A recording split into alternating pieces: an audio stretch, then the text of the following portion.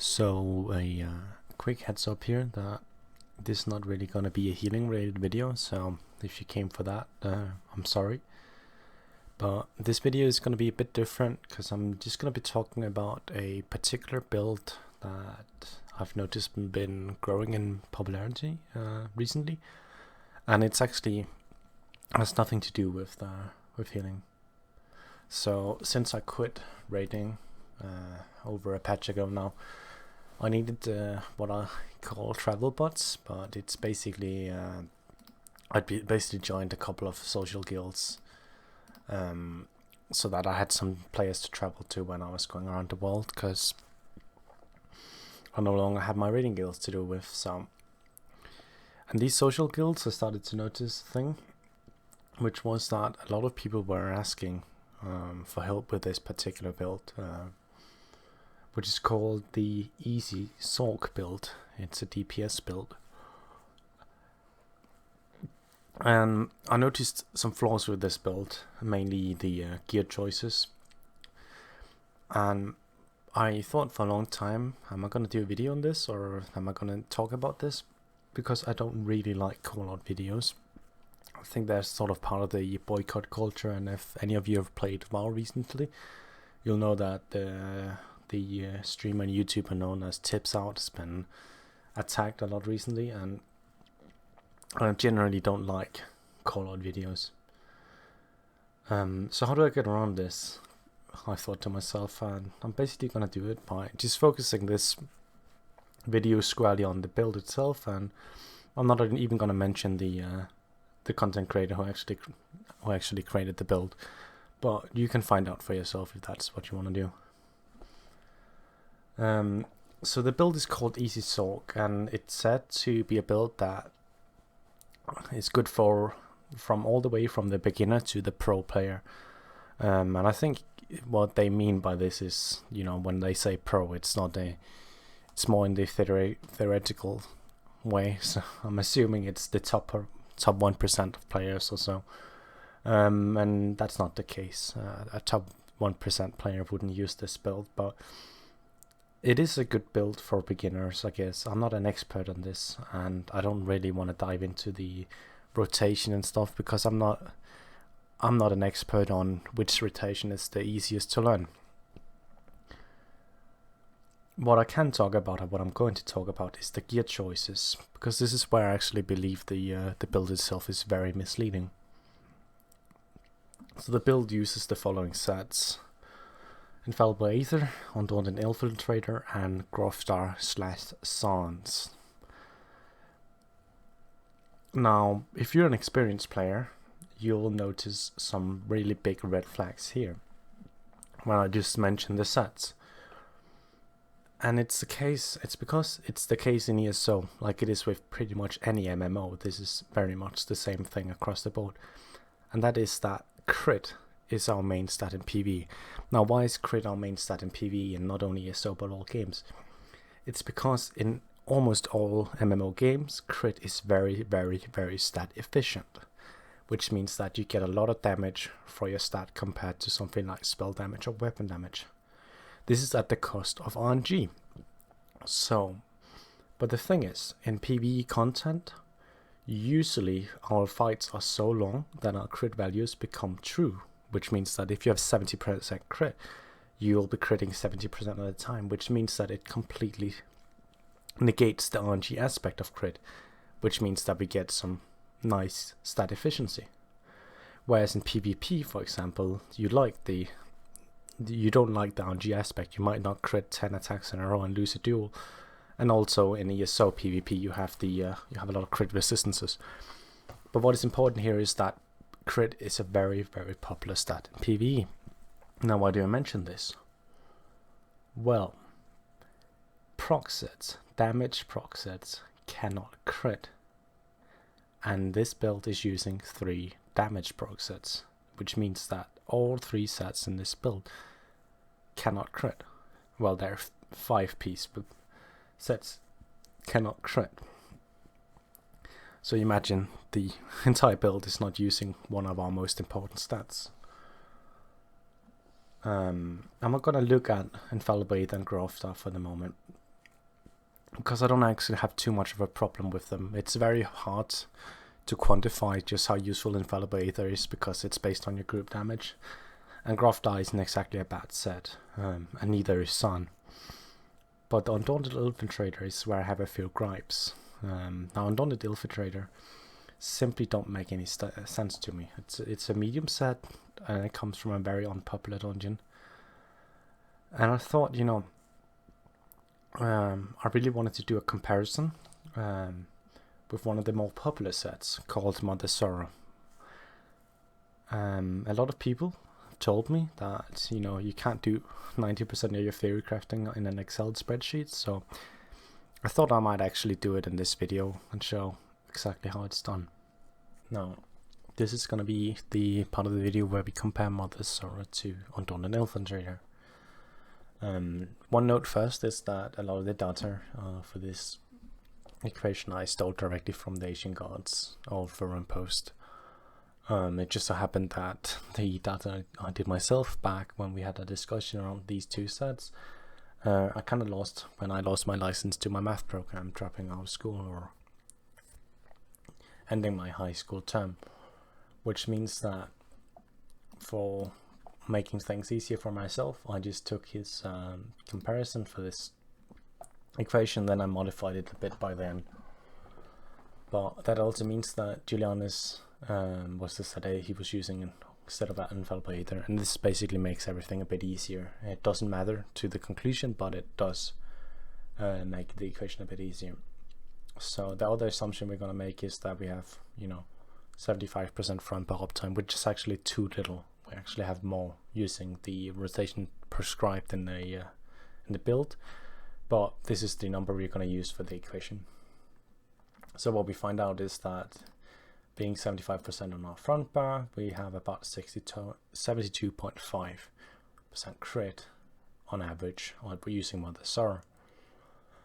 Now, this second thing we need to do for this equation is that we need to find out our effective spell damage. This is not something theoretical or weird or mystic. What we basically do is that we turn our Magicka into effective spell damage, and this is something the game does itself when it calculates our damage. Now, Undaunted Infiltrator has more max Magicka because Mother Sorrow only gives crit, which means that it actually comes out on top in terms of effective spell damage. Now, the second part of the equation is that we need to find out exactly how much stronger Mother Sorrow is in terms of raw stats. Now, Undaunted Infiltrator is a proc set, which means that Mother Sorrow has more stats, so we know that it's going to be stronger, but we need to find out exactly how much. Now, we do this with an equation called final minus initial divided by initial, or even simpler, final divided by initial minus 1.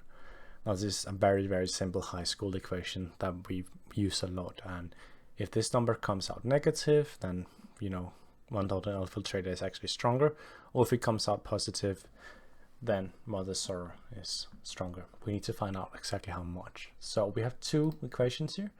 One, the first one here is assuming that we have major force, and the second one is assuming we do not. That's why it's 0.99.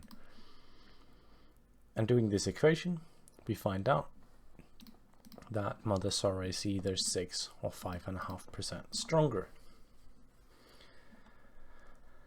Now, Undaunted Infiltrator does have that 5-piece, and using the rotation prescribed, we find that it does about 1548 DPS. So what we need to do now is find out where is the break-even point. When is 6 or 5.5% of our DPS more than 1500 DPS? Now, we do this by just going through up to 60,000 DPS and then looking at our numbers. And as the keen eye of you might have noticed is that by 30,000 DPS, you will have more DPS from Mother Sorrow even without major force. But there is a catch, because the Undaunted Infiltrator is proccing on our heavy attacks. It's actually increased by off balance. Now, off balance is a 7-second duration with a 15-second cooldown, and it does 70% more damage, which means that on average it's going to do 32.2% more damage. Now, it's no longer 1500 DPS, but it's more like 2k. So instead of being around 30,000 DPS, it's actually 2,000 DPS, assuming full off balance. This has to be set. If you want, you can find it on this graph, or you can do a simple equation solving for x, and you'll find out that assuming the worst possible condition, Mother Sorrow is going to be better than Undaunted Infiltrator if you can do 37.689 DPS using Undaunted Infiltrator. So imagine you do a pass with Undaunted Infiltrator. If you can do more than this, you would have been better off using Mother Sorrow. As with Major Force, you only need to do 33,500. So imagine on the Iron Atro, you'll have Major Force. If you can do 33,500, you would have been better off using Mother Sorrow. So this is the math behind the two sets, and this is how you compare a damage proc set to a raw stat set like Mother Sorrow. So this video is actually not about which set is theoretically better. It's fun to look at, but what I really want to talk about is the real advantage to Mother Sorrow, which is the fact that it's an overland set, and all overland sets are bind and equip. This makes it much easier to farm. Now you might have been wondering, why am I standing in the middle of a mod village? Well, this village is called Silent Meyer. It's a quest village in Deshawn, and when you do the quest here, you will end up getting a Mother Sorrow lightning staff in infused, which means it doesn't need to be transmuted. And you can either choose to run the 3 dolmens, or you can choose to buy the jewelry and you'll have a full set. Now all these dolmens are pretty close to wage shrines, which makes it even easier to farm because people run this zone a bit like they run Alkir Desert. So in a couple of hours at max, you'll have a full set of jewelry and a lightning staff. And this leads me to the whole point of why I'm making this video, because what I experienced in my social guilds that I really didn't care about, that I mostly used as travel bots, was that people were spending weeks trying to farm the Undaunted Infiltrator lightning staff. Like, they were spending tons of time, and there's really no point to it, as I just showed. I don't really see the point of a build being called Easy Sorc. It's supposed to be easy, and then you have to, farm a dungeon for weeks and then spend 150 transmute gems to even begin. At least 150, probably 200, to even begin using the build. So this video doesn't really hit my core audience, if you can call it that, because they're mostly here for endgame builds and guides. But I thought, they might have, a guildmate in a social fishing guild or something like that, running Ox Corinium over and over again for this Undaunted Infiltrator staff. And what you could do instead is tell them, what, there's this mod village in Deshawn called Silent Meyer. Try and go here and pick up the staff, and then maybe buy them the jewelry, or tell them to get the jewelry and see what happens from there. What I think is very important is that we shouldn't forget the fact that newer players are the most vulnerable players, at least to being misled. When we are experienced at game or experienced in ESO, we get a toolkit of experience where we can sort of sniff out bullshit. We can sort of tell whenever something is good advice or not. But a new player can't do that. They don't have the experience behind them to tell that. Like, they don't know necessarily what's good and bad, and they don't know a lot of aspects of the game, which means they're much more likely to be misled, and they might end up spending 2 weeks of their life farming a dungeon when they could have spent 20 minutes in a mud village in Deshawn. And that's the point of this video. It's the fact that when we tailor guides and builds and general advice to newer players, we have to make it as simple as possible, and we have to use our knowledge, broad knowledge of the game, to try and simplify it and make it as easy for them as possible. And telling people to farm a dungeon for a medium set which is objectively worse than an overland set, is not how we do it. And that's pretty much the end of this video. Thank you for watching.